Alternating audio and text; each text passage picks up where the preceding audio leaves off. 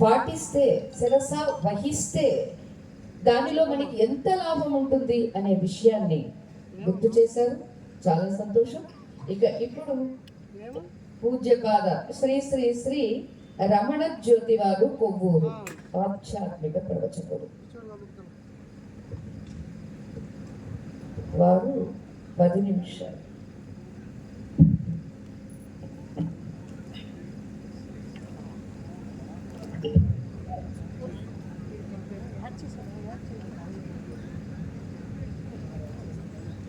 ఓం శ్రీ గురుభ్యో నమః.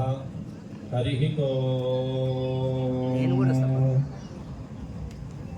సభాయ నమః.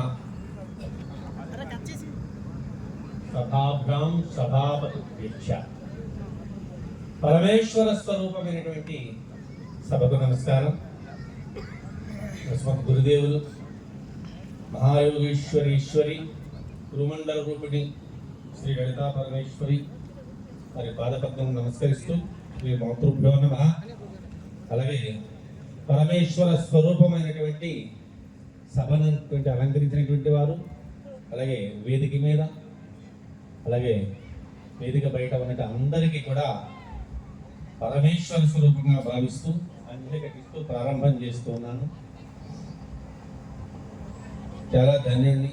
ఈరోజు ఎలా అయితే మాకు మార్గదర్శులు అయినటువంటి శ్రీ చాగంటి కోటేశ్వరరావు గారు ఎవరి ద్వారా అయితే స్ఫూర్తిని తీసుకుని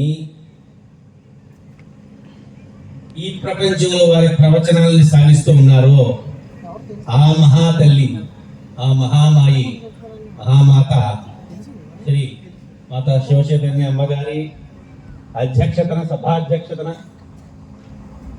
మొదటిసారి ప్రవచనాన్ని ఈ అఖిలాంధ్ర సాధు పరిషత్ వేదిక మీద చెప్పడానికి సాహసిస్తున్నాను. ఇది నా మహద్భాగ్యం. అలాగే అఖండ మౌనంగా ఉంటూ ఎప్పుడు అన్ని విషయాల్ని అందిస్తున్నటువంటి శ్రీ పరమాత్మానందగిరి వారి సమక్షం శ్రీకృష్ణ చ రణానంద భారతీయ, శ్రీకృష్ణ చరణానంద భారతి. ఎందుకని రణానంద భారతి అన్నామంటే శ్రీకృష్ణ మరియు రణానంది. ఆయన రణాన్ని నడిపించగలడు, పోరాటాన్ని నేర్పించగలరు, భగవద్గీతల్ని అందరికీ పంచిపెడుతూ వారిలో స్ఫూర్తి కలిగించడానికి అఖండ ప్రయత్నం చేస్తూ కొనసాగిస్తున్న వారి యొక్క దివ్య హృదయమునకు అంజలి. ఎల్ల శరీరధారులకు ఇళ్ళని చీకటి నూతి లోపులంద్రెల్లక వీరునేమని మతి భ్రమణంబునను ప్రవర్తిల్లక సర్వమున్నతని దివ్య కళామయ మంచు విష్ణునందుల్లము చేర్చితారు అడవునుట వేలు నిశాచరాగ్రిణి. ప్రహ్లాదుని ఎప్పుడూ కూడా శ్రీహరి యొక్క పాదపద్మయుని చింతామృత ఆస్వాదనలో నిండిపోయి ఈ ప్రపంచాన్ని మడిచిపోతున్నాడు. వీడికి ఏం చెయ్యాలి అని ఆలోచన చేస్తుంటే గురువుల యొక్క మార్గదర్శకత్వంలో ఒక మాట అన్నారు. ఆయన ఒడిలో కూర్చోబెట్టి, నాయన చదువుని వాడు అగ్నుండకు చదివిన సరస వివేక చతురత కలుగును చదువుగా వలయు జనులకు చదివించదన ఆదిరొద్ద చదువు తండ్రి అన్న. చెప్పింది రాక్షసుడైనప్పటికీ ఒక మంచి మాట అన్నాడు. చదివిన సదసద్వివేక చతురత కలుగును. చదివితే ఏమొస్తుందండి? ఉద్యోగం వస్తుందా? రాజ్య పరిపాలన దక్షత వస్తుందని చెప్పాడా? ముల్లోకాలు ఎలా వచ్చని చెప్పాడా? భగవంతుని పట్టుకోవచ్చు అన్నాడా? వరాలు కోరుకోవచ్చు అనలే. సత్ అసత్ యొక్క వివేక చతురత కలుగును అన్నాడు. మహాద్భాగ్యం. వెళ్ళాడు, చదువుకున్నాడు, వచ్చాడు. ఏది నాయనా నీవు ఏమి నేర్చుకున్నావో ఒక మాట చెప్పు అన్న. ప్రహ్లాదుడు పరమానందంతో తాను సాధించినటువంటి విద్యజ్ఞానాన్ని తండ్రి ముచ్చు ప్రదర్శిస్తూ ఎల్ల శరీరధారులకు దిల్లను చీకటి లోపల నుతి లోపల త్రెళ్ళకను. అందరూ శరీరధారులై ఉన్నారు, శరీరాన్ని ధరించి ఉన్నారు, శరీరమే తానుగా లేదు. చీకటి నూతి లోపలంద్రెళ్ళక వీరు నేమని మతి భ్రమణంబులను ప్రవర్తిల్లక సర్వమున్నతని దివ్యకళామయమంచు విష్ణునందు ఉల్లము చేర్చి మనస్సు కదా అన్నిటికంటే కారణమైనది. ఈ మనస్సును ఎక్కడ పెట్టాలో అక్కడ పెడితే హాయిగా అడవిలో ఉండవచ్చు, ఎక్కడైనా ఉండవచ్చు. ఇంతకన్నా ఏం కావాలండి అర్థం చేసుకోవడానికి?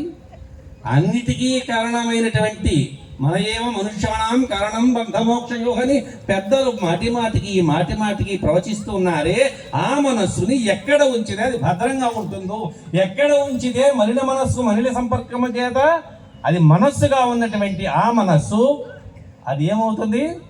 శుద్ధ సాత్వికమైనటువంటి మనస్సుగా మారేది ఆత్మగా పరిణితి చెందుతుందండి. ఆయనకి అర్థమైంది ప్రహ్లాదుడికి, చిన్న బాలుడికి. నా చిన్నప్పుడు కాదు, పెద్ద అయిన తర్వాత ఏదో ఒక కార్యక్రమంలో నువ్వు ఇన్ని విషయాలు చెప్తున్నావు కదా, భగవంతుడి గురించి ఏం చేశావంటే చాలా వయసు ఉంది కదండి అన్నాను. అవును నొట్టికాయ వేసి ప్రహ్లాదుడికి ఎంత వయసు వచ్చిందయా, ధ్రువుడికి ఎప్పుడు జ్ఞానం కలిగింది అని అడిగాడు. కళ్ళు నెత్తి మీదకి వచ్చిన కళ్ళు మరలా మా యథాస్థానానికి వచ్చింది. మహాత్ములు ఏదైనా ఒక మాట చెప్తే అది అద్భుతంగా పనిచేస్తుంది.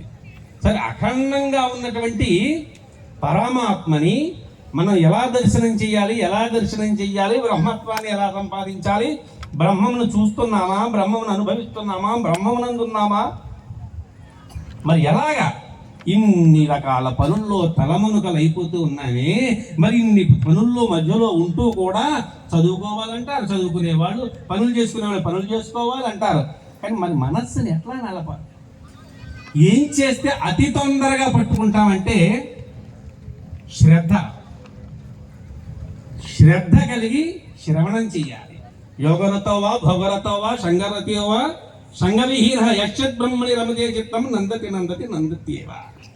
నువ్వు ఏం చేస్తున్నావన్నదే కాదు, ఏం తింటున్నావన్నదే కాదు, ఏం ఆలోచిస్తున్నావన్నదే కాదు, ఏం చూస్తున్నావన్నది కాదు, ఎవరి మనసు అయితే ఎల్లప్పుడూ సదా ఆ బ్రహ్మమునందు రమిస్తూ ఉంటుందో వాడు ఎప్పుడూ కూడా ముక్తుడై ఉన్నాడు.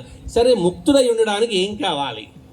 చాలామంది చెప్పారు, ఇందాకని ఇంకొకరు కూడా చెప్పారు, నిశ్చల స్థితి అన్నారు. నిశ్చలతత్వే జీవన్ముక్తి. ఈ నిశ్చలతత్వం ఎట్లా సంపాదించాలి? జీవన్ముక్తి అన్నారా, మనకి కావలసిన ఫలం ఏదో ముందే చెప్పేశారు. జీవన్ముక్తి, జీవించి ఉండగానే ముక్తి లభించాలి. ఏం చేస్తే వస్తుందట? నిశ్చలతత్వాన్ని సంపాదించాలి. ఆ నిశ్చలత్వం ఎట్లా వస్తుంది? అది ఎట్లా వస్తుందో చెప్పారు. కానీ నిశ్చలతత్వం అంటే ఏమిటి? అసలు నిశ్చలంగా ఉండవలసింది ఏమిటి? చలిస్తూ ఉన్నది